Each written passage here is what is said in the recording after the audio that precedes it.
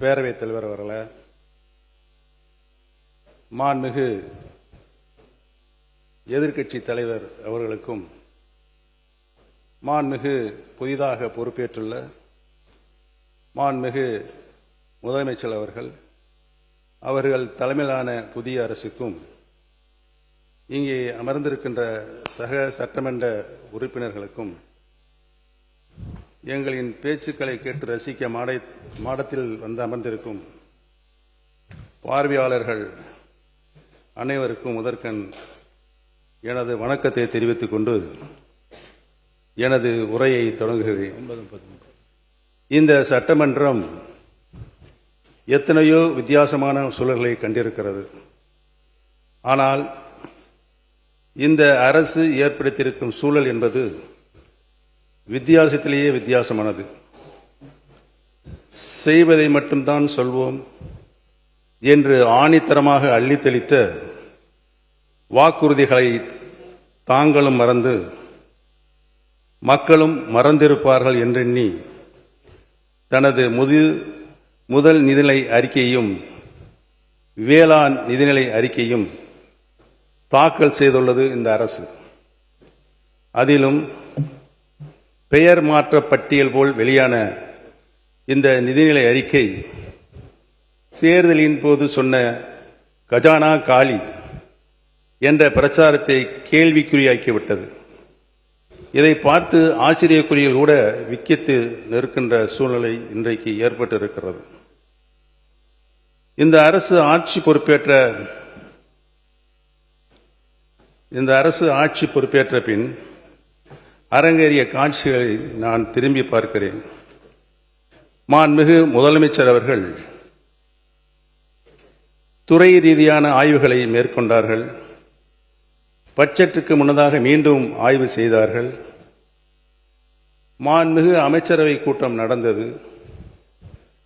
அதில் இந்த தேர்தல் அறிக்கையில் சொல்லப்பட்ட வாக்குறுதிகளுக்கான செயல் திட்டம் உருவாக்கப்பட்டுள்ளது என்ற செய்தியும் வெளியானது. அதற்கு வெற்றி தமிழக திட்டங்கள் என்றெல்லாம் அலங்காரமாய் பெயர் சூட்டப்பட்டு அறிக்கைகளாகவும் வெளிவந்தது. ஆனால் இப்போது தாக்கல் செய்யப்பட்டுள்ள நிதிநிலை அறிக்கையோ ஏமாற்றத்தின் வடிவமாக இருக்கிறது. திருப்புகின்ற பக்கமெல்லாம் நம்முடைய திராவிடல் மாடல் அரசின் சாதனை திட்டங்கள் தான் ஜொலித்துக் கொண்டிருக்கிறது. மக்கள் மனதில் நிலை கொண்டுள்ள எங்கள் தலைவர் முத்துவேல் கருணாநிதி ஸ்டாலின் அவர்கள் உருவாக்கிய திட்டங்களே புது உருகொண்டு நிற்கின்றன. இதில் புதிய அரசின் திட்டங்களை தேடுகிறேன் தேடிக்கொண்டே இருக்கிறேன். தேடுவது எனக்காக அல்ல, மக்களுக்காக. புதிய அரசு அமைந்திருக்கிறது. புதிய திட்டங்கள் வரும் என்று நம்பிய மக்களுக்காக. கலைஞர் மகளிர் உரிமை திட்டம் பெண்களின் வாழ்வாதாரத்திற்கும் சுயமரியாதைக்கும் துணை நின்ற திட்டம். 1000 கைகள் நீட்டி ஆதவனை மறைக்கலாம் என்று கனவு காண்பது போல அத்திட்டம் பெயர் மாற்றம் கண்டிருக்கிறது. ஆனால் ஆளுகின்ற அரசு தேர்தல் அறிக்கையில் சொன்னபடி உரிமை தொகை உயரவில்லை. இனிப்பூட்டும் இன்பச் செய்திகள் வரும், ஆண்டுக்கு 6 கேஸ் சிலிண்டர்கள் வரும் என்று நம்பிய மகளிர் அது குறித்த அறிவிப்பு கூட வரவில்லை என்று பாவம் ஏமாந்து நிற்கிறார்கள். கல்வி ஒன்றே யாராலும் திருட முடியாத சொத்து என்பதை எல்லா தருணங்களும் எடுத்துச் சொல்லி கல்விக்கும் மாணவர்களுக்கும் பொற்காலமாக விளங்கிய திராவிட மாடல் வழங்கிய ஒளியில் இந்த அரசு நடைபோடும் என எதிர்பார்த்தோம். ஆனால் மாணவர்களின் இடைநிற்றலை தடுக்க 15,000 ரூபாய் நிதியுதவி என்ற அறிவிப்புகளை அதற்குண்டான திட்டங்களோடு கூட இந்த அறிக்கையில் காணவில்லை. நாடையே திரும்பி பார்த்து பல்வேறு மாநிலங்களும் கை கொண்ட திட்டம் விடியல் பயணம். இதனை விரிவுபடுத்தி அனைத்து அரசு பேருந்துகளிலும் மாநிலம் முழுவதும் எங்கு வேணாலும் பயணிக்கலாம் என்ற நிலையை ஏற்படுத்தி சொன்ன சொல்லை காப்பாற்றுவீர்கள் என மகளிர் நம்பினர். ஆனால் அதிலும் ஏமாற்றம்.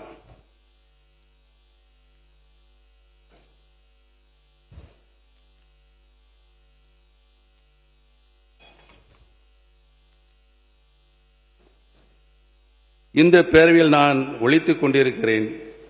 செய்யாமல் விட்டுவிட்டதை சுட்டிக்காட்டுகிறேன்.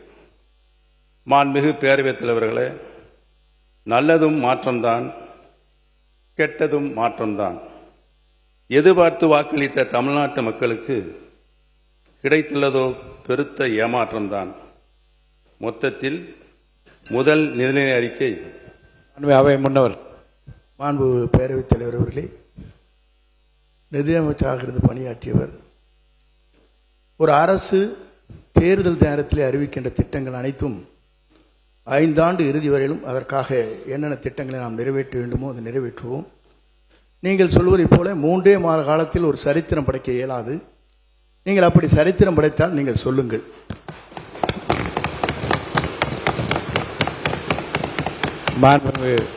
உறுப்பினர் சொல்லுங்க. நீங்க பேசலாம். மாண்புமிகு பேரவைத் தலைவர் அவர்களே, மாண்புமிகு அமைச்சர் அண்ணன் செங்கோட்டையன் அவர்கள் நன்றாகவே தெரியும் அனைவருக்கும். தேர்தல் அறிக்கையில் சொல்லப்பட்ட வாசகங்களை, வாக்குறுதிகளை இந்த அரசு பொறுப்பேற்றிருக்கின்ற புதிய அரசு, முதல் முறையாக பொறுப்பேற்றிருக்கின்ற அரசு தங்களது தேர்தல் அறிக்கையினை தங்களுடைய முன்னோடி திட்டமாக இந்த சட்டமன்றத்தில் கூட அறிவித்திருக்கலாம். அதை கூட அறிவிக்கவில்லை என்பதுதான் எங்களின் வாதமாக இருக்கிறது. தமிழகத்தின் மக்கள் இன்று ஏமாந்து நிற்கின்றார்களே, அவருடைய எண்ணங்களின் வடிவமாக இருக்கிறது என்பதை தெரிவித்துக் கொள்கிறேன். இந்த நிதிநிலை அறிக்கை என்பது முதல் பேரவைத் தலைவர் அவர்களே, தமிழகமே பாராட்டி கொண்டிருக்கிற ஒரு தூய ஆட்சியை பற்றி ஏமாற்றத்தை உருவாக்குகிற ஆட்சி என்று நீங்கள் குறிப்பிடுவது வேடிக்கையாக இருக்கிறது. நீங்கள் இடம் மாறி இருக்கிறீர்கள், பரவாயில்லை. அதற்காக இவ்வளவு துதிபாட வேண்டிய அவசியம் இல்லை.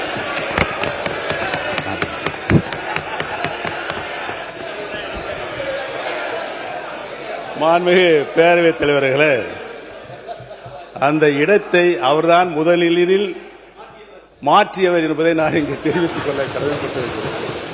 மாண்புமிகு கல்வித்துறை அமைச்சர் பேசுறது முதல்ல கவனிங்க. என்ன அங்க பார்த்து கவனிச்சர்.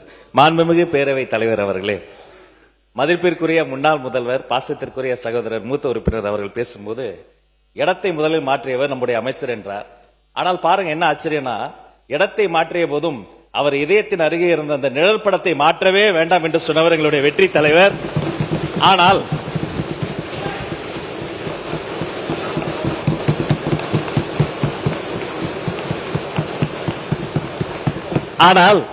அண்ணனுடைய பாக்கெட்டை பார்க்கிற பொழுது இடமும் மாறி இருக்கிறது, இதயமும் மாறி இருக்கிறதோ என்று தோன்றுகிறது.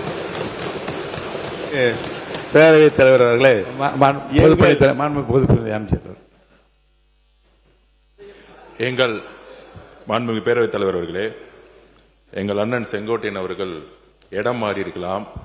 ஆனால் புரட்சித் தலைவி அம்மா அவர்களை இன்னும் தன்னுடைய இதயத்தில், தன்னுடைய சட்டை பையில் இன்னும் வச்சிருக்காரு.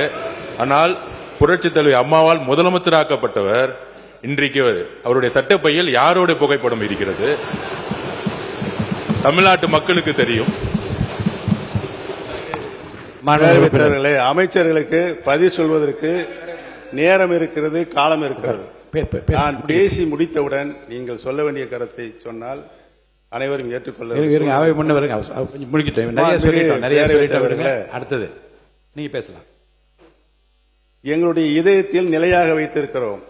திராவிட இயக்கத்தினுடைய பரிணாம வளர்ச்சியாக பேரறிஞர் பெருந்தகை தந்தை பெரியார், பேரறிஞர் அண்ணா, முத்தமிழறிஞர் கலைஞர், புரட்சி தலைவர் மக்கள் தலைவர் எம்ஜிஆர், மாண்புமிகு நல்லாட்சி நடத்திய அம்மா அவர்கள், இவர்களை எல்லாம் எங்கள் இதயங்களிலே நாங்கள் என்றைக்கும் எங்களுடைய கடைசி காலம் வரை வைத்திருப்போம் என்பதை தெரிவித்துக் கொள்கிறேன். படத்தை காட்டி ஏமாற்றுகின்ற பழக்கம் எங்களுக்கு இல்லை என்று தெரிவித்துக் கொள்கிறேன். அவை முன்னவர். மாண்பு பேரவைத் தலைவர் அவர்களை, 3 முதல் முதலமைச்சராக இருந்தவர் அம்மா காலத்தில். அவர் இப்போ அதை எப்படி பேசிக் கொண்டிருக்கிறார் என்பது நாடென்று சிரித்துக் கொண்டிருக்கிறது. இருந்தாலும் கூட நான் சொல்கிறேன், புரட்சித் தலைவரும் புரட்சித் தலைவர் அம்மாவும் எடுத்த திட்டங்கள் என்ன, அவர்கள் அரசியல் ரீதியாக சொன்ன வார்த்தைகள் என்ன? இருங்க சொல்லி முடிக்கணும். இருங்க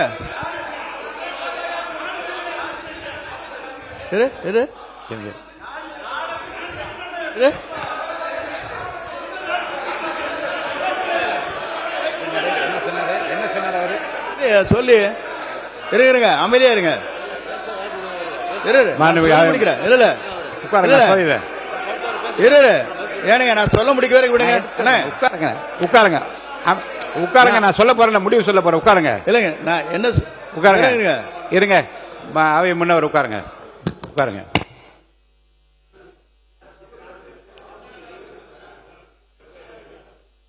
நாடே சிரிக்கிறது என்ற வார்த்தை அவைக்குள் நீக்கி விடுகிறேன்.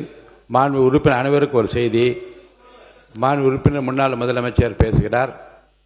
நல்ல நயமான நல்ல கருத்துக்களை நகைச்சுவையாக எல்லா ரெண்டு பக்கமும் பரிமாறிக்கொண்டீர்கள். இந்த பிரச்சனையை தூட்டு விட்டு அவரை நான் பேச அனுமதிக்கிறேன். தொடர்ந்து பேசலாம். மாண்புமிகு பேரவைத் தலைவர்களே, நான் உண்மையிலேயே இந்த நிதிநிலை அறிக்கையில் பேச வேண்டும். இந்த அரசு தேர்தல் வாக்குறுதிகளை செய்திருக்கிறதா என்பதை சொல்ல வேண்டும். அதை நடைமுறைப்படுத்துகின்ற நிலையில் தான் அவர்கள் இருக்கிறார்களா என்பதையெல்லாம் சொல்ல வேண்டும் என்று தான் நான் வந்திருக்கிறேன். இடையில் நுழைந்து அண்ணன் செங்கோட்டையனை பற்றி எனக்கு நன்றாகவே தெரியும். சொல்லிட்டாருல, முடிஞ்சு போச்சு. அதை நான் டிரா பண்ணிக்கிறேன். ஆனால் தயவு கூர்ந்து என்னுடைய கருத்துக்களை நீங்கள் உன்னிப்பாக கவனிக்க வேண்டும். என்னோடு நீங்களும் உங்களோடு நானும் பயணித்திருக்கின்றோம். நான் எப்படிப்பட்டவன் என்று உங்களுக்கு 100% நன்றாகவே தெரியும். என்னுடைய உறுதிப்பாடு உங்களுக்கு நன்றாக தெரியும். எந்த நிலையும் நான் மாற மாட்டேன். என்னுடைய நிலை திராவிட இயக்கத்தினுடைய பரிணாம வளர்ச்சியாக தான் சுற்றி வந்து கொண்டிருக்கும். நன்றாக தெரிந்து கொள்கிறோம். பேரறிஞர் அண்ணா அவர்கள் இருந்து இன்று வரை இந்த மன்றத்தில் நான் ஒன்றை மட்டும் சொல்லிக் கொண்டிருக்கிறேன். இந்த மன்றத்தில் நான் சட்டமன்ற உறுப்பினராக நின்று கொண்டிருப்பதற்கு காரணம் திராவிட இயக்கத்தின் பரிணாம வளர்ச்சியாக இன்றைக்கு வீட்டிருக்கின்ற கடந்த 5 ஆண்டு காலம் தமிழகத்தின் உரிமைகளை என்னாலும் நான் விட்டுக் கொடுக்க மாட்டேன் என்ற ஆட்சியும் கட்சியும் தொடர்ந்து போராடி கொண்டிருக்கின்ற முன்னாள் முதலமைச்சர் கழக தலைவர் அவர்களுக்கு நான் நன்றி சொல்வதற்காகத்தான் என்னுடைய இந்த இதயத்தில் இருக்கின்ற பாயிண்டில் இந்த படத்தை வைத்திருக்கிறேன் என்பதை நான் தெரிவித்துக் கொள்ள கடமைப்பட்டிருக்கிறேன். இதுக்கு முன்னாடி அந்த போராட்டம் சட்ட போராட்டம் உங்களுக்கு நன்றாக தெரியும். இங்க பாருங்க, நானே இன்னே பாருங்க. மாணவ உறுப்பினர் என்ன பர்சனலா உள்ள வேண்டாம், தயவுசெய்து என்னை பார்த்து கருத்துக்கள் மட்டும் நீங்க சொல்லுங்க. நான் அலோவ் பண்றேன். அமைச்சர்கள் படத்தை வைத்திருக்கிறீர்கள் என்று கேட்பதெல்லாம் தவறு இல்லை. நீங்க இல்ல தவறு இல்ல. அதை யதார்த்தமாக எடுத்துக்கொண்டு நீங்களும் சொன்னீர்கள், அவர்களும் சொன்னார்கள். அதோடு அந்த பிரச்சனை முடிந்து விட்டது. உட்காருங்க. ஆமா, என்னை பொறுத்தவரையிலும் உங்கள் படத்தை பற்றி நான் பேசவில்லை. நீங்கள் பேசியிருப்பதுதான் கொச்சையாக இருக்கிறது. நான் ஒன்று சொல்ல வேண்டும் என்று சொன்னால், படத்தை வைத்துக் கொண்டு ஏமாற்றாதீர்கள் என்று சொல்வது வேடிக்கையாக இருக்கிறது. நீங்கள் இல்ல வேடிக்கையாக இருக்கிறது. இல்ல நீங்க கேட்கணும், இருங்க. இல்ல அதை சொல்ல எப்படி இருக்க முடியும்? நான் எங்க ஏமாத்துறேன், அப்புறம் அவர் ஏமாத்துறேன் நடத்துமா? மாண்பு அவை பர்சனலா விடுங்க. ஆமா, இல்ல இருங்க. பாருங்க, இரு பக்கம் சொல்லப்பட்ட கருத்துக்களை நகைச்சுவையாகவும் நயமான கருத்துக்களாகவும் அவை எடுத்து அதோட விட்டுருங்க. அது போதும், அதோட போதும்.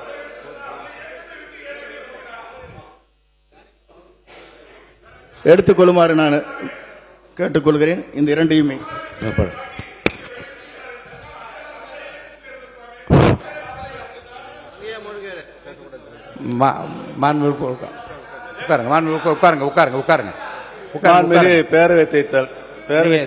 தொடர்ந்து பேசுங்க. நீங்க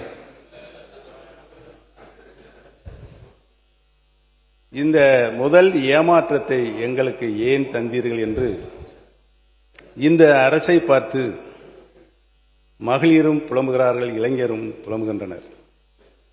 அவர்களை பார்த்து கண்ணீரோடு நிற்கும் விவசாயிகள் தனது ஏமாற்றத்தை வாய்விட்டு சொல்ல முடியாமல் தவித்துக் கொண்டிருக்கிறார்கள்.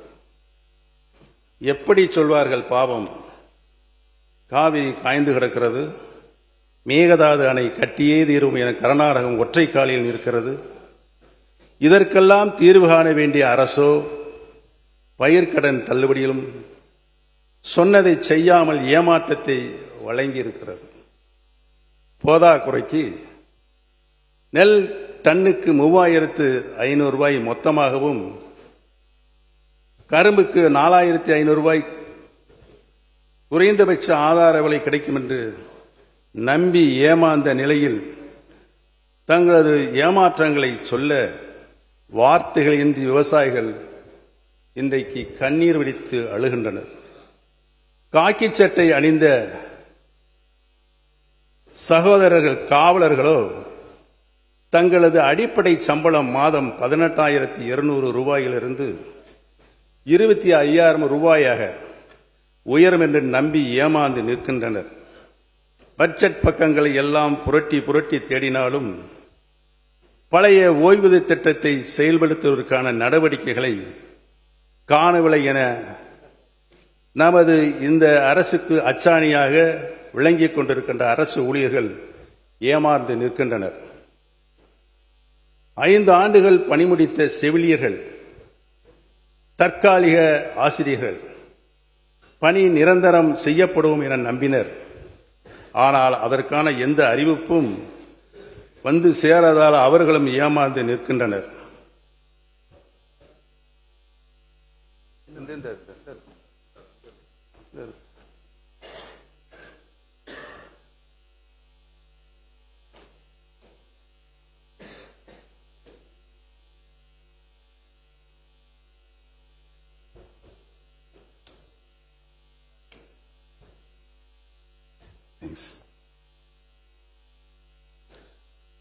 மின் கட்டணம் மற்றும் நூல் கட்டண உயர்வு சுமையை தாங்க ஒவ்வொரு நெசவாளர் குடும்பத்திற்கும் ஆண்டுக்கு 30,000 ரூபாய் வங்கிக் கணக்கில் செலுத்தப்படும் என்ற கவர்ச்சிகரமான வாக்குறுதி இந்த தேர்தல் அறிக்கையில் இருக்கிறது.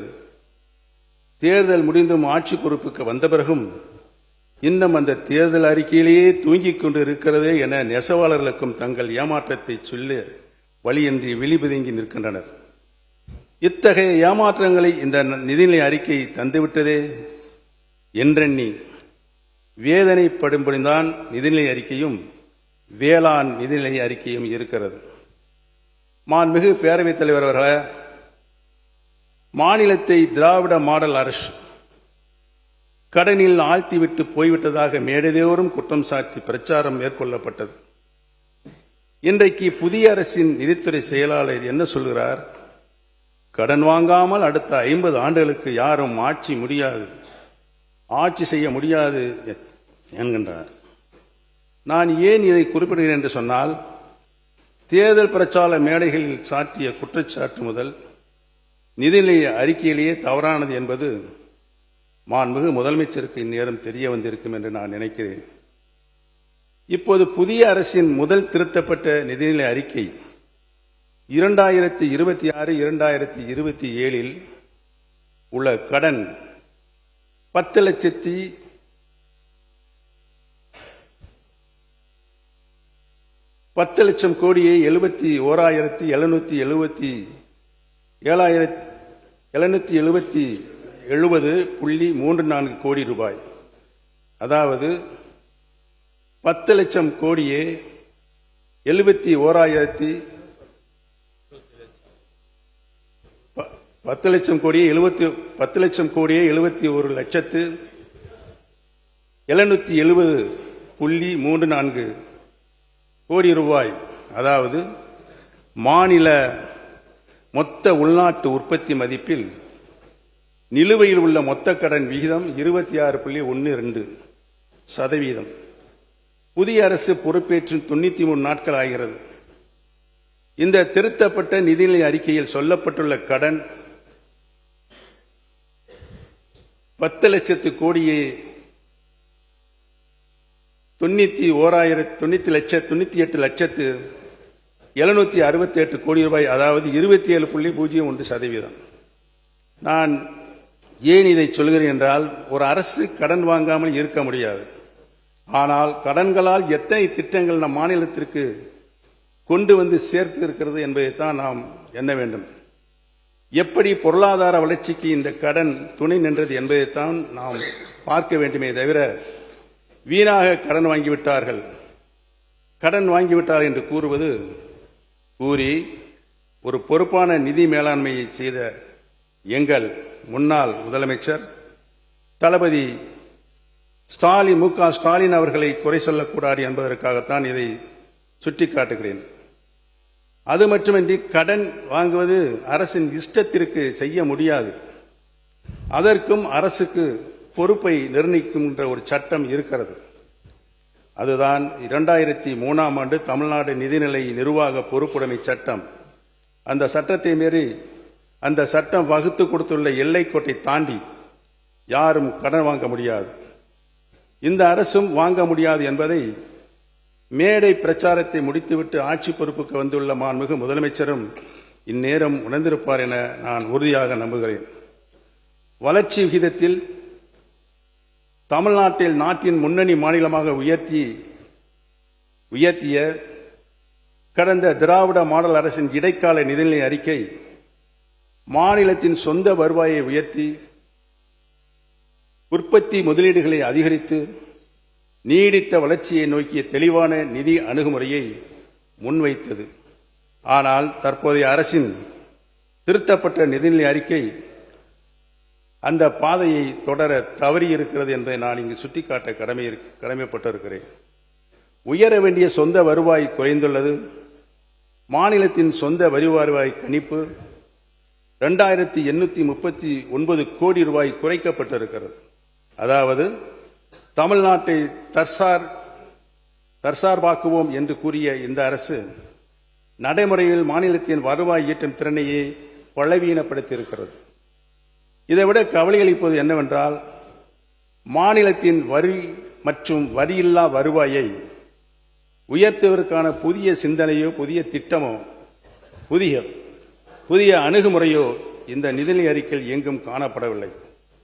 வெள்ளை அறிக்கையில் முந்தைய அரசின் வருவாய் திரட்டும் திறனை கடுமையாக விமர்சித்தவர்கள் இன்று அதைவிட மேம்பட்ட வருவாய் ஈட்டும் செயல் திட்டம் என்ன என்பதை இந்த அவையில் விளக்கவே இல்லை.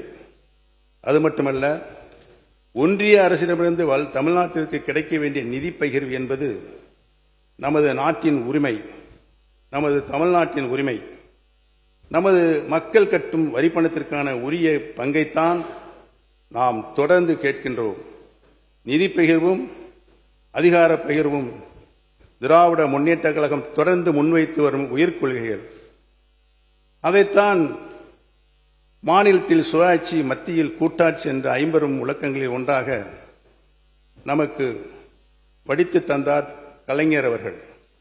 இந்த கொள்கையை பேரறிஞர் அண்ணா நம்முள் விதைத்தார். முத்தமிழறிஞர் கலைஞர் ஆழமாக வளர்த்தார். திராவிட நாயகர் முத்துவேல் கருணாநிதி ஸ்டாலின் அதற்காக சமரசமின்றி தொடர்ந்து போராடி கொண்டு வருகிறார். மாநிலத்திற்குரிய நிதி பகிர்வு கிடைக்க வேண்டும் என்று எங்களது தலைவர் தொடர்ந்து குரல் கொடுத்து வருகிறார்கள். ஆனால் இந்த நிதி பகிர்வு போதுமானதாக இல்லை என்ற உண்மையை கூட இந்த அரசின் நிதிநிலை அறிக்கையில் சுட்டிக்காட்டவில்லை. மொத்த வருவாய் உயர்வு மாநிலத்தின் முயற்சியால் அல்ல, ஒன்றிய அரசிடமிருந்து எதிர்பார்க்கப்படும் கூடுதல் மாநிலங்களால் ஏற்பட்டுள்ளது. அந்த மானியங்களும் முந்தைய திமுக அரசு தொடர்ந்து வலியுறுத்தி போராடி பெற்ற தமிழ்நாட்டின் உரிமை தொகைகளை என்பதை அழுத்தமாக பதிவு செய்ய விரும்புகிறேன்.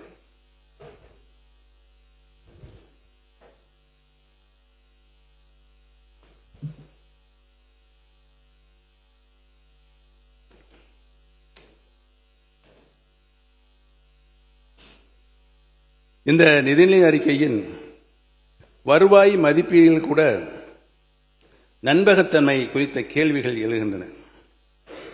மாநிலத்தின் சொந்த வருவாய் சுமார் 10.5% உயரும் என்று அரசு கணித்துள்ளது. ஆனால் மாநில பொருளாதாரம் பெயரளவில் 14% வளரும் என்று அதே அரசு இந்த அரசு கூறுகிறது. பொருளாதார வளர்ச்சியை விட குறைவாகவே சொந்த வருவாய் வளரும் என்று அரசு கணிப்பது வருவாய் ஈட்டும் திறனில் ஏற்பட்டுள்ள மந்த நிலையை காட்டுகின்றது. மேலும் கடந்த ஆண்டில் இருந்த 17.4% வருவாய் வளர்ச்சியை விட இந்த ஆண்டின் கணிப்பு குறைவாகவே உள்ளது. எனவே இந்த வருவாய் மதிப்பீடுகளின் நம்பகத்தன்மை பற்றிய சந்தேகம் எழுகிறது. வருவாயின் அடிப்படை கணிப்பிலேயே தெளிவின்மை இருக்கும்போது நிதிநிலை அறிக்கையின் பிற மதிப்பீடுகளில் மீதும் இயல்பாகவே நமக்கு ஐயம் எழுகிறது. எதிர்கால வளர்ச்சிக்கான மூலதன முதலீடுகள் குறைக்கப்பட்டிருப்பதும் நமக்கு மிகுந்த கவலை அளிக்கின்றது. ஆறுகள் இணைப்பு, மெட்ரோ விரிவாக்கம், AI நகரம், தொழிற்பூங்காக்கள் என பல அறிவிப்புகள் வெளியிடப்பட்டிருந்தாலும் மூலதன செலவினம் ரூபாய் 2577 கோடி குறைக்கப்பட்டுள்ளது. அறிவிப்புகள் அதிகம், ஆனால் செயலாக்கத்திற்கான முதலீடு குறைவு என்பதே இந்த நிதிநிலை அறிக்கையுடைய உண்மை முகம். மூலதன முதலீட்டு செலவுகள் குறைக்கப்பட்டிருக்கும் போது, மூலதன செலவீட்டு செலவுகள் குறைக்கப்பட்டிருக்கும் போது அரசு ஏன் அதிகமாக கடன் வாங்குகிறது என்ற கேள்வியும் தவிர்க்க முடியாததாக இருக்கிறது. திமுக உருவாக்கிய நிதி ஒழுங்கின் பலனை மட்டுமே தற்போதைய அரசு பயன்படுத்தியுள்ளது. நிதி பற்றாக்குறை 3% என்ற இலக்கை தக்க வைத்திருப்பதற்கு காரணம் புதிய வருவாய் ஈட்டும் முயற்சிகள் அல்ல, ஒன்றிய அரசின் மானியங்களும் மூலதன செலவின குறைப்பும் தான். வருவாய் பற்றாக்குறையும் அதிகரித்துள்ளது. இடைக்கால நிதிநிலை அறிக்கையில் இருந்ததை விட வருவாய் பற்றாக்குறை சுமார் 6778 கோடி ரூபாய் உயர்ந்துள்ளது. இதை நிதி முன்னேற்றம் என்று கூற முடியாது. கடன் சுமையும் அதிகரித்துள்ளது. மாநிலத்தின் சொந்த வருவாய் ஈட்டு முயற்சி குறைந்த நிலையிலும் பொதுக்கடன் பெறும் அளவு உயர்த்தப்பட்டுள்ளது. மொத்தத்தில் கடந்த திராவிட முன்னேற்ற கழக அரசின் இடைக்கால நிதிநிலை அறிக்கை உற்பத்தி, முதலீடு, வருவாய் வளர்ச்சி ஆகியவற்றை மையமாக கொண்ட தொலைநோக்கு பார்வையுள்ள நிதி திட்டமாக இருந்தது.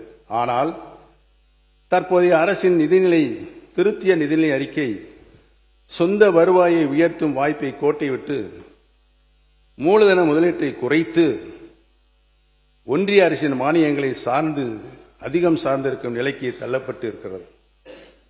பொதுவாகவே கடன் வாங்கப்படுவது நம்முடைய முதலீட்டை அதற்கு சமமாக நடைமுறைப்படுத்த வேண்டும் என்றுதான் கொள்கை. அதாவது கடன் பெறுவது கிரியேஷன் ஆஃப் அசெட். மொத்தத்தில் கடந்த திமுக அரசின் இடைக்கால நிதிநிலை அறிக்கை உற்பத்தி, முதலீடு, வருவாய் வளர்ச்சி ஆகியவற்றை மையமாக கொண்ட தொலைநோக்கு பார்வையுள்ள நிதிநிலை திட்டமாக இருந்தது. ஆனால் தற்போதைய அரசின் திருத்திய நிதிநிலை அறிக்கை சொந்த வருவாயை உயர்த்தும் வாய்ப்பை கோட்டை விட்டு மூலதன முதலீட்டை குறைத்து மொத்தத்தில் அது ஒன்றிய அரசுடைய மானியங்களையும் அதிகம் சார்ந்திருக்கும் நிலைக்கு தள்ளப்பட்டு இருக்கிறது தள்ளியுள்ளது என்பதை தெளிவாக தெரிகிறது. ஒற்றை வரியில் சொல்ல வேண்டுமென்றால், திராவிட முன்னேற்ற கழக அரசு உருவாக்கிய வலுவான நிதி அடித்தளத்தின் மீது நிற்கும் இந்த அரசு தமிழ்நாட்டின் எதிர்காலத்திற்கான புதிய நிதி அடித்தளத்தை அமைப்பதற்கும் தவறியுள்ளது. மாண்புமிகு பேரவைத் தலைவர் அவர்களே, உள்ளதை உள்ளபடி சொல்லும் என்னுடைய கருத்துக்களை ஆளும் தரப்பில் உள்ளவர்கள் சிலரது மனம் ஏற்றுக்கொள்ளாமல் இருக்கலாம்.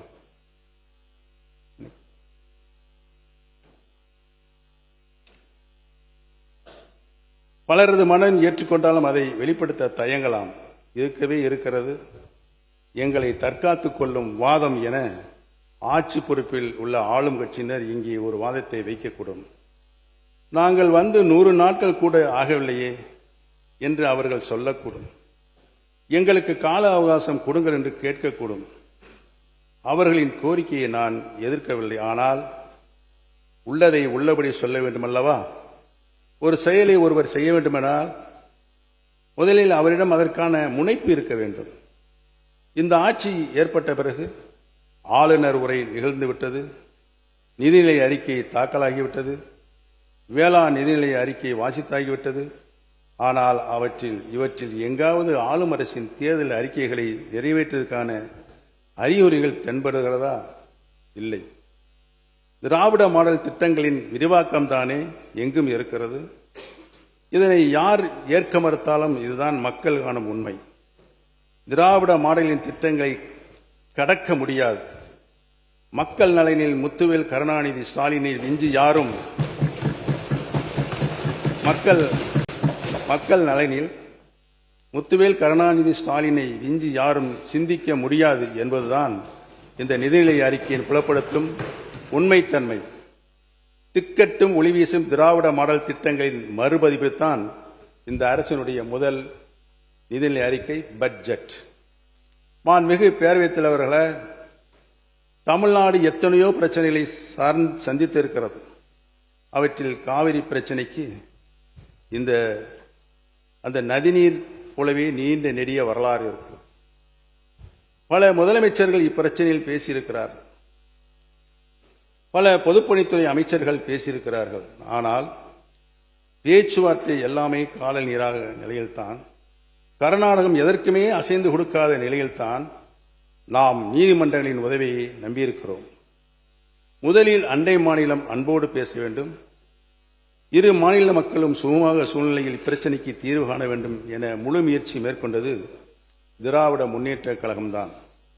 இங்கே கூட மாண்புமிகு முதலமைச்சர்கள் பேசும்போது 1969 என்று ஒரு ஆண்டை நினைவுபடுத்தினார். அந்த ஆண்டில் இருந்த கலைஞர் பிறந்த அதே 1924 ஆண்டில்தான் இந்த காவிரி ஒப்பந்தமும் போடப்பட்டது என்பதை நான் இங்கு சுட்டிக்காட்ட கடமைப்பட்டிருக்கிறேன். இப்பிரச்சனையில் முதலில் பொதுப்பணித்துறை அமைச்சராக இருந்த அவர்தான் காவிரி பிரச்சனை குறித்து அப்போதைய கர்நாடக முதலமைச்சர் வீரேந்திர பாட்டீலுடன் பேச்சுவார்த்தையை துவங்கியவர் என்பதை இந்த அவையிலே ஆழமாக பதிவு செய்ய விரும்புகிறேன். இப்படி மக்கள் தலைவர் எம்ஜிஆர், மாண்புமிகு அம்மா அவர்கள் ஆகியோரும் நேரடியாக கர்நாடகருடன் பேசினார்கள். பிறகு உச்சநீதிமன்றே உத்தரவிட்டும் பேசினார்கள். ஆனால் தமிழ்நாட்டின் நீர் உரிமையை, நம் விவசாயிகளின் உரிமையை பற்றி கர்நாடக அரசு ஒரு சுமூகமான மனநிலையில் பேச முன்வராத காரணத்தில்தான் நாம் பேச்சுவார்த்தை என்பதை விட்டு நடுவர் மன்றம், உச்சநீதிமன்றம் என்று நாடத் தொடங்கினோம்.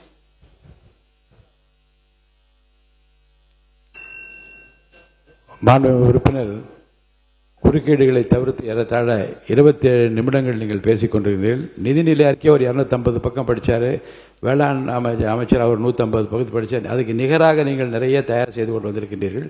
சுருக்கமாக உங்கள் பேச்சை முடிக்குமாறு நான் அன்போடு கேட்டுக் கொடுக்கிறேன். பேரவைத் தலைவரே, நான் எப்பொழுதும் சுருக்கமாகத்தான் பேசி அமர்வு என்பது உங்களுக்கு நன்றாக தெரியும். ஆரம்பத்தில் பேச்சை தொடங்கிய போதே குறுக்கீடுகள் நிறைய இருந்தது. அதை குறைச்சிட்டு அதை புதுசாக வச்சுட்டீங்க.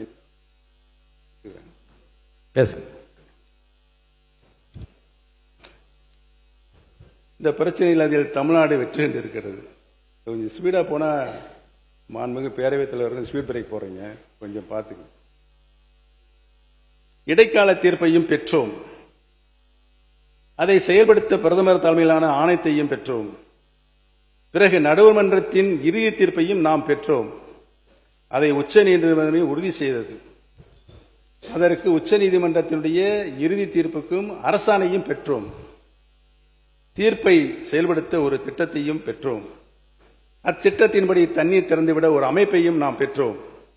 அப்படி பெறப்பட்ட அமைப்புதான் தற்போது இருக்கின்ற காவிரி மேலாண்மை ஆணையம், அன்று காவிரி மற்றும் காவிரி நீர் ஒழுங்காற்று குழு.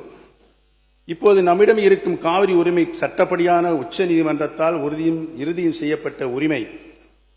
நானும் பொதுப்பணித்துறை அமைச்சராக, முதலமைச்சராக இருந்து காவிரி பிரச்சனையில் தொடர் நடவடிக்கைகள் எடுத்தவன் என்ற முறையில் இதனை நான் உறுதியாக சொல்கிறேன். சட்டப்படி கிடைத்த உரிமையை நாம் இனியும் பேச்சுவார்த்தை என்ற ரீதியில் கோட்டிவிடக்கூடாது. மாண்புமிகு முதலமைச்சர் அவர்கள் கூட பகை நாடுகளே பேசுகின்றன, நாம் பேசினால் என்ன என்றார். தமிழ்நாடு எப்போதுமே கர்நாடக மாநிலத்தை பகை மாநிலமாக கருதியதில்லை. அவர்களும் நம்மை போல்தான் இருப்பார்கள் என்று நம்பியிருந்தோம். ஆனால் அந்த நம்பிக்கையை உச்ச நீதிமன்றம் எதிர் தீர்ப்பை அளிக்கும் வரையில் மட்டுமல்ல, அதன் பிறகும் கூட அம்மாநிலம் நமக்கு அளிக்கவில்லை. எனவேதான் பேச்சுவார்த்தை என்ற அத்தியாயம் ஏற்கனவே உச்ச நீதிமன்ற இறுதி தீர்ப்பால் முடித்து வைக்கப்பட்டு விட்டது என்பதைத்தான் இந்த மாமன்றத்தில் பதிவு செய்ய விரும்புகிறேன். இனி காவிரி மேலாண்மை ஆணையம் சொல்வதை இரு மாநில நல்லுறவுகள் அடிப்படையில் கர்நாடகம் கேட்க வேண்டும் என தமிழ்நாட்டு விவசாயிகளும் எதிர்பார்க்கிறார்கள். இங்கு இருக்கும் ஆளுங்கட்சியும் எதிர்வரிசையில் உள்ள பிரதான எதிர்க்கட்சி உட்பட்ட அனைத்து கட்சிகளும் கருதுகின்றன. இந்த சூழ்நிலையில் பேச்சுவார்த்தை என புறப்படுவது நமக்குள்ள காவிரி நதிநீர் உரிமையை மீண்டும் பேச்சுவார்த்தை வரம்பிற்குள் கொண்டு வருவதாகும். அது நம் விவசாயிகளுக்கும் நல்லதில்லை, நாம் பெற்ற உரிமைகளுக்கும் நல்லதில்லை என்பதை நான் தெரிவித்துக் கொள்கிறேன். மாண்புமிகு பேரவைத் தலைவர் அவர்களே, காவிரி நீர் போல இன்னொரு அச்சுறுத்தல் மேகதாது அணை. இந்த அணையை கட்ட இதுவரை ஒன்றிய அரசு அனுமதி கொடுக்கவில்லை. இங்கே ஆட்சி பொறுப்பில் இருந்த திராவிட முன்னேற்ற கழகமாக இருந்தாலும்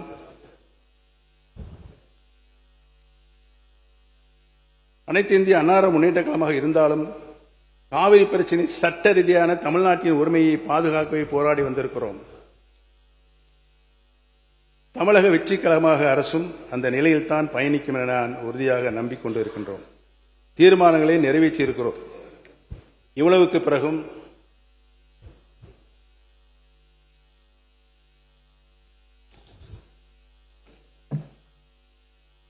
இவ்வளவுக்கு பிறகு கர்நாடக மாநில மேகதாது அணை கட்ட விரிவான திட்ட அறிக்கையை தயாரிக்கலாம் என 2018 ஒன்றிய நீர்வளத்துறை ஆணையம் அனுமதி அளித்தது.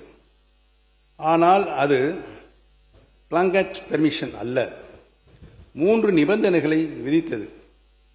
22/11/2018 கடிதத்தை எடுத்து படித்து பார்த்தால் உங்களுக்கு எல்லாம் தெரியும். முதல் நிபந்தனை, தமிழ்நாடு அரசின் நிபந்தனைகளை டிபிஆர் தயாரிக்கும் போது பரிசீலனையில் கர்நாடகம் எடுத்துக்கொள்ள வேண்டும். அதாவது தமிழ்நாடு அரசின் நிபந்தனைகளை டிபிஆர் தயாரிக்கும் போது, அதாவது கர்நாடக மலை டிபிஆர் தயாரிக்கும் போது பரிசீலனையில் கர்நாடகம் எடுத்துக்கொள்ள வேண்டும். இரண்டாவது நிபந்தனை, மத்திய மின்சார வாரியம் சம்பந்தப்பட்ட மாநிலத்தில் உள்ள காவிரி மேலாண்மை ஆணைய அலகு ஆகியவற்றுடன் கலந்து ஆலோசித்து இந்த டிபிஆர் தயாரிக்க வேண்டும். மூன்றாவது நிபந்தனை, இப்படி கர்நாடகம் தயாரிக்கும் விரிவான திட்ட அறிக்கையை பரிசீலனை செய்வதற்கு காவிரி மேலாண்மை ஆணையத்தின் ஒப்புதல் முக்கியம். அதாவது இந்த ஒப்புதல் ப்ரீ ரிக்வெஸ்ட், முன்கூட்டிய தேவை என்று தெளிவுபடுத்தப்பட்டுள்ளது. நிபந்தனையுடன் டிபிஆர் தயாரிக்க அனுமதி வழங்கப்பட்டுள்ளதாலும் ஒன்றிய நீர்வளத்துறை ஆணையம் ஒரு எக்ஸ்பர்ட் பாடி என்பதாலும் இப்போதைக்கு உச்சநீதிமன்றம் தலையிட விரும்பலை என கூறியது. அது மட்டுமின்றி, அதாவது இந்த உச்சநீதிமன்றம் தலையிட விரும்பவில்லை என்று கூறியதற்கு காரணம், அது இந்த நிபந்தனைகளை கர்நாடக அரசு பூர்த்தி செய்யவில்லை என்பதுதான் உண்மைத்தன்மை. அது மட்டுமன்றி, இந்த நிபந்தனைகளை மீறி மேகதாது அணை கட்ட DPR தயாரிக்கப்பட்டால் parties would be at liberty to take such steps as permissible in law என்ற ஒரு ரைடர் உடன் தான் நீதிமன்றம் தமிழ்நாட்டின் கோரிக்கையின் மீது டைரக்ஷன் கொடுக்க மறுத்துள்ளதை தவிர தமிழ்நாடு சார்பில் சரியான முகாந்திரங்களை வைத்து வாதாடவில்லை என்றோ தமிழ்நாட்டின் கோரிக்கையில் நியாயமில்லை என்றோ கூறவில்லை என்பதை நான் இங்கு சுட்டிக்காட்ட கடமைப்பட்டிருக்கிறேன். கர்நாடகம் தயாரித்த டிபிஆர் உச்சநீதிமன்ற வழிகாட்டுதல் இல்லை என்பதால் அதையே ஒன்றிய நீர்வளத்துறை ஆணையம் கர்நாடக அரசுக்கு திருப்பி அனுப்பியிருக்கிறது என்பதையும் தெரிவித்துக் கொள்கிறேன். திராவிட முன்னேற்ற கழக ஆட்சியில் இருந்தவரை மேகதாது அணை கட்ட விரிவான திட்ட அறிக்கை அனுமதிக்கப்படவில்லை என்பதுதான் உண்மை நிலை என்பதை இங்கு நான் பணிவோடு தெரிவித்துக் கொள்ள கடமைப்பட்டிருக்கிறேன். அதனால்தான் தேர்தலுக்கு முன்பு, அதாவது கடந்த 4/3/2026 அன்று மேகதாது அணை பிரச்சனையில் நடுவர் மன்றம் அமைக்க வேண்டும் என கோரிக்கை வைத்தோம். இந்த அரசு கொண்டு வந்த தீர்மானத்திலும் அதை திருத்தமாக மாண்புமிகு எதிர்க்கட்சித் தலைவர் அவர்கள் அளித்து அதுவும் ஏற்றுக்கொள்ளப்பட்டு ஒருமனதாக நிறைவேற்றப்பட்டிருக்கிறது. ஆகவே மேகதாது அணை தொடர்பாக தமிழ்நாடு அரசின் மனு தள்ளுபடி செய்யப்பட்டுவிட்டது என்றெல்லாம் பேசி கர்நாடக அரசின் கருத்தை வலுப்படுத்த வேண்டாம் என நான் அன்போடு கேட்டுக்கொள்ள கடமைப்பட்டிருக்கிறேன். எப்போது கர்நாடக அரசு டிபிஆர் தயாரிக்க முன்வந்தாலும் திமுக ஆட்சியில் பெறப்பட்ட உச்சநீதிமன்ற தீர்ப்பை கடைபிடித்தே ஆக வேண்டும். இதுதான் சட்ட நியதி என்று கூறிக்கொள்ள கடமைப்பட்டிருக்கின்றேன். தேர்தல் ஜனநாயக வரலாற்றில் தமிழ்நாடு சட்டமன்றம் புகழ்மிக்கது. 100 ஆண்டு கண்ட சட்டமன்றத்தின் உறுப்பினராக நாம் எல்லாம் இருப்பதும் பெருமை மிக்கது. நான் இந்த அவையின் உறுப்பினராக முதலில் நுழைந்த 2001ஆம் ஆண்டிலிருந்து இன்று வரை சட்டமன்ற உறுப்பினர் என்பதை நாட்டின் எந்த மூலை முடுக்கிலுக்கு போனாலும் பெருமிதத்துடன் கூறிக்கொள்ள முடிகிறது. அத்தகைய சிறப்பு வாய்ந்த சட்டமன்றத்தில், குறிப்பாக இந்த 14வது சட்டமன்றத்தின் சீனியர்களாக நாங்கள் இடம்பெற்றிருக்கிறோம் என்றால் எண்ணற்ற இளைஞர்களும் வீற்றிருப்பது நம் ஜனநாயகத்தின் இளமையை காட்டுகிறது. இளமையான ஜனநாயகம், துடிப்புமிகு ஜனநாயகமாக இருக்க, ஆரோக்கியமான விவாதத்திற்காக, கருத்துமிக்க கலந்துரையாடலுக்காக நமக்கெல்லாம் சட்டமன்ற விதிகளை தொகுத்து தந்திருக்கிறார்கள். நம்மையெல்லாம் வழிநடத்தி செல்வதற்கு தகுதியுள்ள பேரவைத் தலைவர் அவர்கள் இங்கே அமர்ந்திருக்கிறார்கள். அந்த விதிகளின் நான் இதை சொல்வதற்கு காரணம், நீங்களும் நாங்களும் ஒன்றாக பயணித்திருக்கிறோம் என்பதை நான் அறிவேன். உங்களுடைய உண்மைத்தன்மையையும் நான் அறிவேன். நீங்கள் மனசாட்சிப்பட செயல்படுங்கள் என்பதையும் நான் அறிவேன் என்பதை இங்கு சுட்டிக்காட்ட கடமைப்பட்டிருக்கிறேன். அந்த விதிகளிலேயே தனிப்பட்ட குற்றச்சாட்டுகளோ நமக்கு தரப்பட்டிருக்கின்ற வரையறுக்கப்பட்ட விதிகளில் தனிப்பட்ட குற்றச்சாட்டுகளோ அல்லது அவதான வார்த்தைகளே இருக்கக்கூடாது என்பதுதான் ஒரு விதி. நீதி விசாரணையில் இருக்கும் எப்பொருளின் மீதும் கருத்தை சொல்லவோ அல்லது அப்பொருள் குறித்து குறிப்பிடவோ கூடாது. அது விதி. பேரவைக்கு ஒவ்வாத பயன்படுத்தாத வார்த்தைகளை பயன்படுத்தக்கூடாது. அதுவும் விதி. செய்தித்தாள் அடிப்படையாக செய்தித்தாள்கள் வருகின்ற அடிப்படையாக வைத்து பேரவைத் தலைவரின் அனுமதியின்றி பேசக்கூடாது. இவை வெறும் சாம்பிள்கள். நாம் அனைவரும் சட்டமன்ற உறுப்பினராக பொறுப்பேற்ற தினத்திலேயே இச்சட்டப்பேரவையின் விதிகள் அடங்கிய புத்தகம் கொடுக்கப்பட்டிருக்கிறது.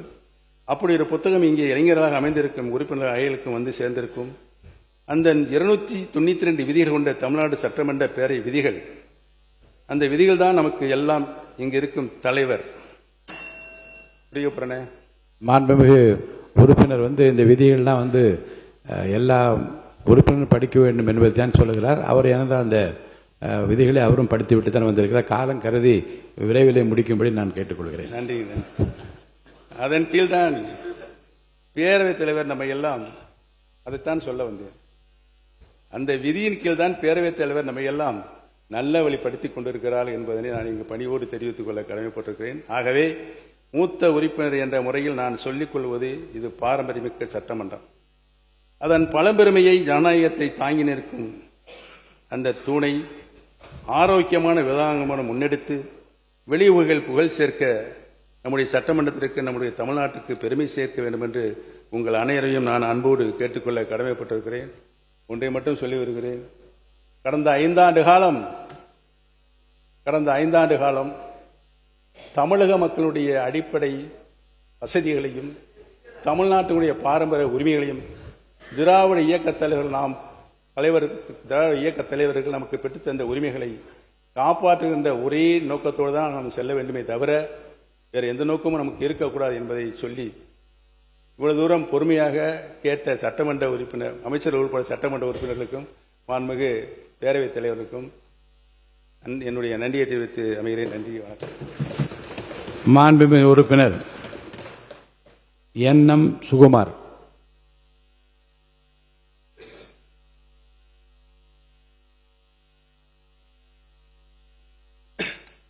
மாண்புமிகு பேரவைத் தலைவர் அவர்களே, முறை செய்து காப்பாற்றும் மன்னவன் மாண்புமிகு நிதி அமைச்சர். மாண்புமிகு பேரவைத் தலைவர் அவர்களே, former chief minister, former finance minister அவங்க இங்கே கிரெடிபிலிட்டி பற்றி சொல்லியிருந்தாங்க. அவங்களுக்கு ஒரு இன்ஃபர்மேஷன், அவங்க காலத்தில் அவங்க ப்ரெசன்ட் பண்ண 2021-22 ஸ்டேட் ஓன் டேக்ஸ் ரெவென்யூவில் இந்த மாமன்றத்தில் அவங்க சப்மிட் பண்ணது 1,35,641 கோடி ரூபாய் என்று சொல்லியிருக்கிறீங்க. ஸ்டேட் ஓன் டேக்ஸ் ரெவென்யூ நீங்கள் ஃபினான்ஸ் மினிஸ்டராக இருக்க பார்த்து நீங்கள் ப்ரெசன்ட் பண்ண அந்த இன்ட்ரீம் பட்ஜெட்டில் இங்கே தாக்கல் பட்டது. அதுக்கு அடுத்த வந்த government, DMK government, honourable former PTR அவர்கள் அவங்க சப்மிட் பண்ணதில் ரிவைஸ் பட்ஜெட் எஸ்டிமேட்டில் 21-22 ஆண்டில் 1,26,644. அப்போ நீங்கள் சப்மிட் பண்ணது 1,35,641. தென் ஃபார்மர் ஃபினான்ஸ் மினிஸ்டர் அவர்கள் 1,26,644. 8,997 கோடி டிஃப்ரென்ஸ் இருக்குது. கிரெடிபிலிட்டி பற்றி சொல்கிறீங்க, அதனால் இந்த பாயிண்ட் உங்களுக்கு சொல்கிறேன். அங்கேயே டிஃப்ரென்ஸ் இருக்குது. அது மட்டும் இல்லாமல் இந்த டிஎம்கே வென் தி லெஃப்ட் அவங்க சப்மிட் பண்ண இன்ட்ரீம் பட்ஜெட்டில் ஸ்டேட் ஓன் டேக்ஸ் ரெவென்யூ 2,29,579 கோடி ஸ்டேட் ஓன் டேக்ஸ் ரெவென்யூ சொல்லியிருக்காங்க. ஆனால் அதுக்கு முன்னாடி ஆக்சுவல் 2025-26 ஆக்சுவல்ஸ் அவங்க சப்மிட் பண்ணதில் 1,92,493 கோடி. 8% இருந்தது அந்த 2025-26. இன்ட்ரீம் பட்ஜெட்டில் before the left the government 19% jump கொடுத்துட்டு போயிருக்காங்க. 1,92,493 19% எக்ஸீடிங்காக இருக்குது. 2,29,579 crores. இப்போ நாங்கள் ரிவைஸ் பட்ஜெட்டில் சப்மிட் பண்ணது பிஸ்னஸ் ஆஸ் யூஷுவல் அப்படின்றது 11% நாங்கள் தாக்கல் பண்ணியிருக்கிறோம். அதாவது 2,14,990 rupees 90 crores அந்த அடிப்படையில் நாங்கள் சப்மிட் பண்ணியிருக்கிறோம். நாங்கள் ஹானஸ்டாக டிரான்ஸ்பரண்டாக இருக்கணும்னு சொல்லிட்டு பிஸ்னஸ் ஆஸ் யூஷுவல் இதில் கொடுத்துருக்குறோம். ஜம்ப் பண்ணி நாங்கள் கொடுக்கல. 8% 19% ஹியூஜ் க்ரோத்து. டிரான்ஸ்பரண்டாக இருக்கிறதுனால ஹானஸ்டாக நாங்கள் சப்மிட் பண்ணியிருக்கோம். For your information. தேங்க்யூ.